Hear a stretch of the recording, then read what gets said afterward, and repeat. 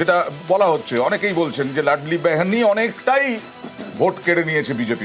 আমার কিন্তু মোটেও সেটা মনে হয়নি। দিদি যেটা বলছিলেন সোশ্যাল সেক্টর না সোশ্যাল স্কিমে ইনক্লুড করা, আমার মনে হয় একটু হ্যাঁ দিদি একটু কাইন্ডলি সোশ্যাল সেক্টরই তো বুঝেছি আপনার কথা। কিন্তু এটা তো কদিন আগে লোকসভা নির্বাচন হলো, সেখানে কি রেজাল্ট ছিল? 31টা ছিল আউট অফ 48, 31টা ছিল কংগ্রেস অ্যান্ড এই উদ্ভব শেখারদের টোটাল, আর বিজেপির বোধহয় ওদের 17 ছিল। হঠাৎ তো রাতারাতি চেঞ্জ হলো কেন? কারণ বিধানসভা আর লোকসভা ভোটের মধ্যে যে ইস্যুটা ছিল, বিজেপি মনে করেছিল যে ওই রাম মন্দির উদ্বোধন ওটাকেই ইস্যু করে লোকসভা উতরে যাবে। whereas তখন বিরোধীরা কি স্লোগান দিয়েছিল? সংবিধান ক্ষেত্রে মে হয়, থ্রেট টু দ্য কনস্টিটিউশন। এই ইস্যুটা ভয়ঙ্করভাবে ছিল। কারণ মনে রাখবেন, মহারাষ্ট্রের টোটাল পপুলেশনের মধ্যে প্রায় 11% হচ্ছে জনজাতি মানুষ রয়েছে। এইখানে এই বিধানসভায় যখন আসলো তখন থ্রেট টু দ্য কনস্টিটিউশন এই কথাটা আর বিরোধীরা সেভাবে তুলতে পারলো না, তোলার পরিচয়ও ছিল না। whereas বিজেপি শিফটিংটা কোথায় হলো? হিন্দুত্ব থেকে আরো হার্ড হিন্দুত্ব, ধর্মীয় মেরুকরণের প্রচার করা হয়েছে। এমনকি প্রধানমন্ত্রী, এমনকি উত্তরপ্রদেশের চিফ মিনিস্টার গিয়ে পর্যন্ত বলল। এবং এই সেক্টরটা কিন্তু এই বিধানসভা ভোটের ক্ষেত্রে এইটা কিন্তু খেয়ে গেল যেভাবেই হোক। যেটা পশ্চিমবঙ্গের ক্ষেত্রেও খেলেছিল, পশ্চিমবঙ্গের খাটেনি, কারণ মাইনরিটি ভোট অনেক বেশি, অন্যান্য অনেকগুলো কারণ আছে, বা যারা অন্য ধর্মে বিলং করে তারাও অনেকটা বেশি সেকুলার, অনেকটা বেশি মানে মাইন্ডসেট আমি আছে ওয়েস্ট বেঙ্গলে, যেটা মহারাষ্ট্রেও নেই। সেইটা কিন্তু খেটে গেল। পরে লাডলি বহন কিন্তু এতেও ছিল, লোকসভাতেও ছিল, বিধানসভাতেও কিন্তু ওই ফ্যাক্টরটা আংশিক কাজ করেনি এই বলবো না, কিন্তু মূল জায়গাটা হচ্ছে যে থ্রেট টু দ্য কনস্টিটিউশন আর বলতে পারলো না। আমি অতনু এবং সন্দীপার কাছে আসবো, তবে তার আগে আমাদের এডিটর ইস্ট বিশ্ব মজুমদারের সঙ্গে কথা বলেছিলাম এই বিষয়ে, তার কি বিশ্লেষণ দেখাবো। মহারাষ্ট্রে বিজেপির সাফল্যের সব থেকে বড় কারণ লাড়কি বাহিনী যোজনা। গ্রামের প্রান্তিক মানুষ, গ্রামের প্রান্তিক জনগণ, যার যে মডেল পশ্চিমবঙ্গে আর চালু আছে, যেটা লক্ষ্মীর ভান্ডার, সেই মডেল বিজেপি চালু করার পরে তার প্রথম কিস্তি 3 মাসের টাকা ঠিক ভোটের আগেই যখন ঢুকে গেছে মানুষের ব্যাংকের অ্যাকাউন্টে, মহিলাদের ব্যাংক অ্যাকাউন্টে, তারা বিশ্বাস করেছে যে এই সরকার থাকলে এই টাকা তারা পাবেন এবং পারবে। বিরোধীরা বেশি টাকার প্রতিশ্রুতি দিয়েছে, কিন্তু সেটা কিন্তু তাদের অ্যাকাউন্টে ঢোকেনি। কারণ যে টাকা একজন দিতে পেরেছে, যে সরকার টাকা দিয়েছে, মানুষ তাদের উপরই ভরসা রাখে। সেই জায়গায় দেখতে গেলে দেশের 50% মহিলা ভোটার, মহারাষ্ট্র তার ব্যতিক্রম নয়। সেই জায়গা থেকে মহারাষ্ট্রের মহিলা ভোটাররা ঢেলে ভোট দিয়েছে বিজেপি জোটকে। মহারাষ্ট্রে লড়াই হয়েছে শিবসেনার সাথে, শিবসেনার পাওয়ারের সাথে পাওয়ারের, অর্থাৎ শরদ পাওয়ারের সাথে অজিত পাওয়ারের চিহ্নপন্থী শিবসেনা থেকে উদ্ধব শিবসেনা। এদিকে কংগ্রেস, যাদের চালিকা শক্তি, কংগ্রেস এই জায়গায় লড়াইটা বিজেপি ভার্সেস কংগ্রেসের লড়াই হওয়া দরকার ছিল, কথা ছিল বা হওয়া উচিত ছিল। মহারাষ্ট্রে কংগ্রেস সেই দিশাটা দেখাতে পারেনি, অনেক দেরিতে এমন এমন কার্ড খেলেছে, সেই কার্ডগুলো অনেক দেরিতে হয়েছে। এবং কংগ্রেস যেখানে একটা আমরা দেখি যে কোনো একটা জোটে একটা প্রধান চালিকা শক্তি থাকে জোট রাজনীতিতে, যেমন পশ্চিমবঙ্গে বামফ্রন্ট যখন ছিল তখন সিপিআইএম ছিল চালিকা শক্তি। কংগ্রেস কিন্তু মহারাষ্ট্রে এই যে জোট, অর্থাৎ কংগ্রেস, শরদ পাওয়ার, উদ্ধব ঠাকরে, এই জোটে কংগ্রেস কিন্তু অনেকটা পিছনে ছিল। ওখানে কিন্তু কংগ্রেস সেই রোলটা প্লে করতে পারেনি, তার ফলে মহারাষ্ট্রে এইরকম রেজাল্ট হয়েছে। এবং মহারাষ্ট্রের ক্ষেত্রে তুমি যদি দেখো তাহলে দেখতে পাবে যে লাড়কি বাহিনী যোজনা অত্যন্ত অত্যন্ত সাফল্য দিয়েছে বিজেপি জোটকে, এবং এটা একটা সব থেকে বড় কারণ। এখন প্রশ্ন এটাই যে বিজেপি এত সিট জেতার পর বিজেপি তার মুখ্যমন্ত্রিত্ব চাইবে নাকি সিন্ধের হাতেই মুখ্যমন্ত্রিত্ব ছেড়ে দেবে? এই জায়গা থেকে দাঁড়িয়ে বিজেপির কাছে এটাও একটা বড় চ্যালেঞ্জ। আর অতনুর কাছে যাব। অতনু, আমরা মাঝে মধ্যেই দেখেছি মহারাষ্ট্র একটা দৃষ্টান্ত স্থাপন করেছে, কৃষকদের আন্দোলন, কৃষকদের মিছিল, লালে লাল মিছিল আমরা দেখেছি, দীর্ঘ মিছিল। সেই মহারাষ্ট্রে ভোটের আগে ঠিক মুখে সয়াবিন এবং তুলো চাষিদের মধ্যে ক্ষোভ ছড়িয়েছে, কারণ সরকারের ঘোষিত দামের তুলনায় বাজারে অনেক কম দামে চাষিদের সয়াবিন এবং তুলো বিক্রি করতে হয়েছে। সয়াবিনের এমএসপি প্রতি কুইন্টাল 4,800 টাকা বলেও বাজারে 3,500 টাকায় মিলছে। নরেন্দ্র মোদী যদিও সহায়ক মূল্য বাড়ানোর কথা বলেছিলেন। হান্নান মোল্লা, আমাদের বাংলার নেতা, তার নেতৃত্বে আমরা মিছিল দেখেছি, কিন্তু তা তো সফল হলো না। না, এটা এইভাবে না দেখাই ভালো। মহারাষ্ট্র একসময় এটা ঠিক আমাদের খুব শক্ত ট্রেড ইউনিয়ন এবং অন্যান্য মিলে আমাদের খুব শক্ত ঘাঁটি ছিল। বিটি রান্দিবে, ডাঙ্গে, কমিউনিস্ট পার্টির উজ্জ্বল একটা আন্দোলনের ইতিহাস, শ্রমিক শ্রেণীর আন্দোলন, নৌ শ্রমিকদের আন্দোলন গোটা মহারাষ্ট্র জুড়ে। তুলা চাষিদের আন্দোলন, আমাদের একের পর এক মানে উজ্জ্বল ইতিহাস রয়েছে মহারাষ্ট্র জুড়ে।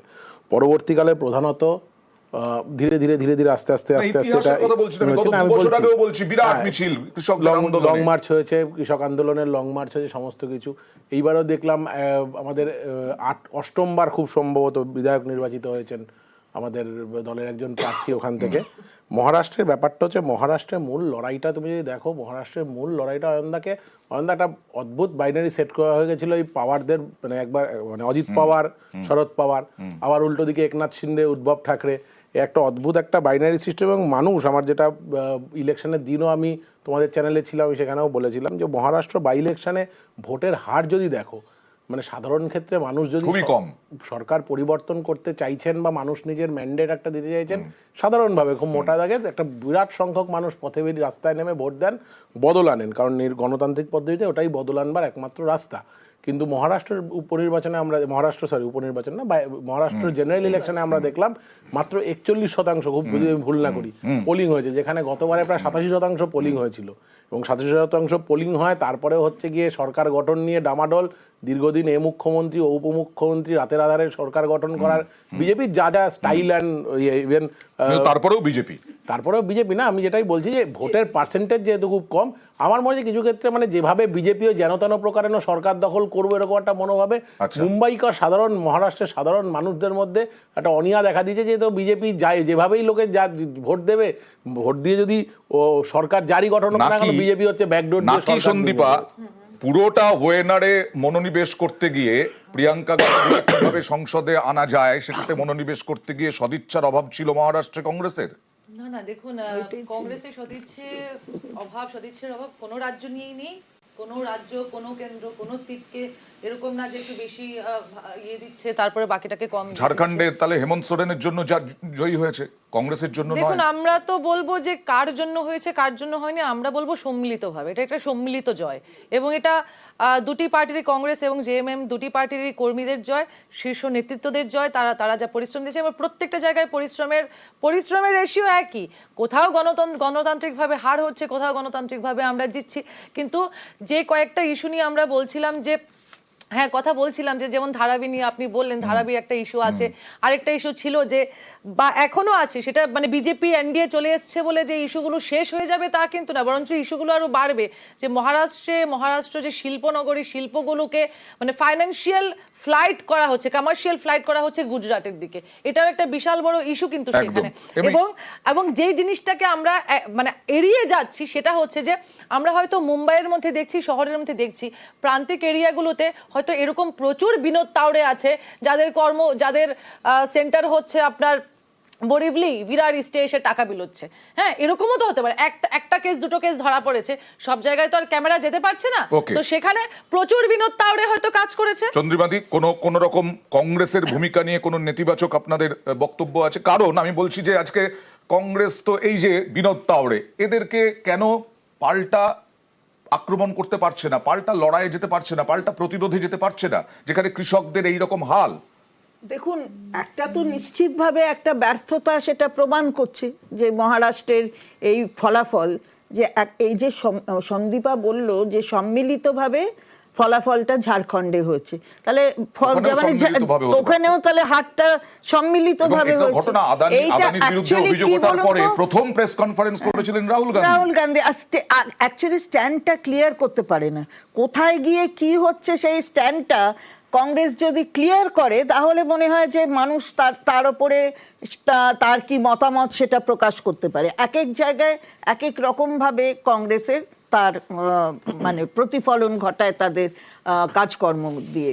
তো এই জায়গায় তো নিশ্চয়ই মানুষ একটা ভেবেছেন কোথাও যে ওখানে স্টেবল হতে পারবে না, কিংবা স্টেবিলিটির দিকে নজর রেখেছে, এই সবের দিকে নজর রেখে তাদের মতামত জানিয়েছে মানুষ। হরিয়ানার পরে এটা মহারাষ্ট্র ব্যর্থতা হিসেবেই তো দেখলো না। দেখুন হরিয়ানাতে প্রথম কথা হচ্ছে রাম রহিম একটা ফ্যাক্টর ছিল, কিন্তু রাম রহিম একটা ফ্যাক্টর ছিল হরিয়ানাতে। তারপরে হরিয়ানার যখন আপনার বেরিয়েছে ভোট পার্সেন্টেজ, যেটা ইলেকশন কমিশন দিয়েছে তার দুদিন পরে দেখা গিয়েছে সেটা বাড়িয়ে দিয়েছে, এটাও কিন্তু একটা ফ্যাক্টর কাজ করেছে সেখানে। ঠিক আছে, আন্ডার কারেন্ট খেলেছে হরিয়ানাতে, যেটা এক্সপেক্ট করেছে চেয়েছিলাম হয়নি। কিন্তু একটা জিনিস আমি একটু চন্দ্রিমা দেবীকে বলতে চাই, দেখুন আমরা আবারও বলছি, আমরা কাটাছেঁড়া করব কি হয়েছে, কি কি কোথায় গলদ আছে আমাদের, সেটা নিয়ে কাটাছেঁড়া করব। চন্দ্রিমা দেবীরা বলছেন আমরা স্ট্যান্ড ক্লিয়ার করতে পারছি, আমাদের স্ট্যান্ড প্রচন্ডভাবে ক্লিয়ার, সেটা আমরা জানি। আচ্ছা। চন্দ্রিমা দেবী পুরনো কংগ্রেস কর্মী, পুরনো কংগ্রেস নেত্রী, উনিও জানেন কোথায় কি বলে কংগ্রেসের স্ট্যান্ড ক্লিয়ার। কিন্তু আমরা বুঝতে পারছি না তৃণমূলের স্ট্যান্ড কেন ক্লিয়ার হচ্ছে না। পার্লামেন্টের ভেতরে সিএনআরসিতে 9 জন এমপিকে অ্যাবস্টেন রাখছে, ভোটাভুটির সময় বাইরে এসে ক্যাকে ছিছি করছে।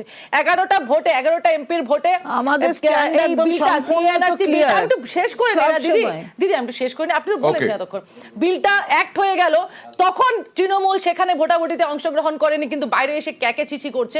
এইখানে আমাদের তৃণমূলের স্ট্যান্ডটা ক্লিয়ার আচ্ছা হচ্ছে না। চন্দ্রিমা দেবী, আমাদের স্ট্যান্ড সবসময় ক্লিয়ার, কোনো জায়গায় কোনো কংগ্রেস রকমের বলে একটাই অন্ধকারে stand, আপনাদের আচ্ছন্ন, কংগ্রেসকে শূন্য করে দেওয়া। না ওটা কোনো প্রশ্ন আসে না।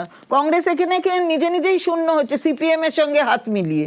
আমরা শূন্য করা এখানে সিপিএম এর সঙ্গে একসাথে আছে, কংগ্রেস থেকে সবচেয়ে না বেশি সিপিএম কর্মীকে দলে আছে, নিয়ে কংগ্রেস না ভাঙা তৃণমূল সিপিএম কংগ্রেস। আছে, না কংগ্রেস আছে, কংগ্রেস থেকে কিছুই even নয়। last যেটা এবং কংগ্রেস তৃণমূল বিধায়ক কংগ্রেসকে বায়ু এখানে অঞ্চলে মানুষ যেভাবে যারা লিখেছে। কংগ্রেসের সমর্থক ছিল, তারা তৃণমূল কংগ্রেসকে এখানে এই রাজ্যে আসল কংগ্রেসী চিন্তাধারায় চলার জন্য সেই রাজনৈতিক দল হিসেবে বেছে নিয়েছে। আমি দেবশ্রী নিয়েছে দাস বলে কাছে বারবার একটু 3বার সংক্ষেপে হয়ে যাবো। গেছে, 4বার হবে, সুতরাং এইটা এখানে স্ট্যান্ডই তো ক্লিয়ার না। গান্ধী পরিবার, আবার সেই গান্ধী পরিবার, এতই যদি মানুষ গান্ধী পরিবারকে তৃণমূল কংগ্রেসকে ফিরিয়ে আনা, ভালোবাসতো, এইটাই কি তাহলে জোর শুভেন্দু দিচ্ছিল অধিকারীর কংগ্রেস, সেই কাঁধে কারণেই কি তৃণমূলের মহারাষ্ট্রে ঝান্ডাটা এরকম দিয়ে অবস্থা হলো? একটার পর আচ্ছা, একটা জেলা পরিষদ, নগর সন্দীপা, পঞ্চায়েত, সন্দীপা। পঞ্চায়েত এগুলো কেন দখল করিয়েছিল সন্দীপা, তৃণমূল কংগ্রেস? সন্দীপা যেভাবেই বলুক না কেন, খুঁজে পাই না। কংগ্রেসের কিন্তু কংগ্রেসের মূল ইতিহাসটা ফোকাসটা সবাই কিন্তু ঠিক জানা নেই। যতটা না প্রিয়াঙ্কা গান্ধীকে জেতানোর জন্য ছিল, ততটা কিন্তু মোটেও মহারাষ্ট্রের জন্য ছিল না। এটা কিন্তু আমরা দেখেছি, এটা পর্যবেক্ষণ আমাদের। সেটা যদি আরেকটু বেশি থাকতো, হয়তো মহারাষ্ট্রে আরো বেটার রেজাল্ট আসতে পারতো।